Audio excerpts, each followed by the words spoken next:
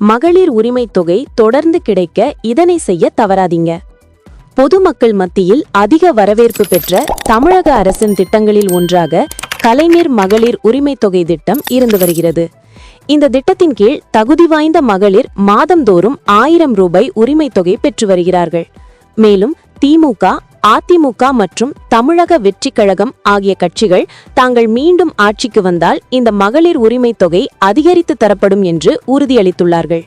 அதன் அடிப்படையில் அடுத்த முறை எந்த கட்சி ஆட்சிக்கு வந்தாலும் இப்போது கிடைக்கும் 1000 ரூபாயை விடவும் அடுத்த முறை அதிகம் கிடைக்கும் என்பது குறிப்பிடத்தக்கது. அதே நேரத்தில் மகளிர் உரிமை தொகை தொடர்ந்து பெற வேண்டுமென்றால் அதற்கு மூல ஆதாரமாக இருக்கும் ரேஷன் கார்டு தொடர்ந்து ஆக்டிவாக இருக்க வேண்டும். அந்த வகையில் தொடர்ந்து 3 முறை ரேஷன் கார்டு பயன்படுத்தி பொருட்கள் வாங்காவிட்டால் அந்த கார்டு தானாகவே செயலிழப்பு ஆகுவதற்கு அதிக வாய்ப்புகள் உள்ளன.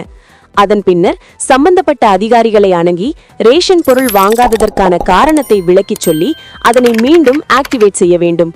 அப்படி செய்தால் மட்டுமே மகளிர் உரிமை தொகை தொடர்ந்து கிடைக்க வாய்ப்பு ஏற்படும். எனவே மகளிர் உரிமை தொகை தொடர்ந்து கிடைக்க வேண்டுமென்றால் சிரமத்தை பொருட்படுத்தாமல் மாதந்தோறும் முறையாக ரேஷன் கடையில் பொருட்களை வாங்க வேண்டும்.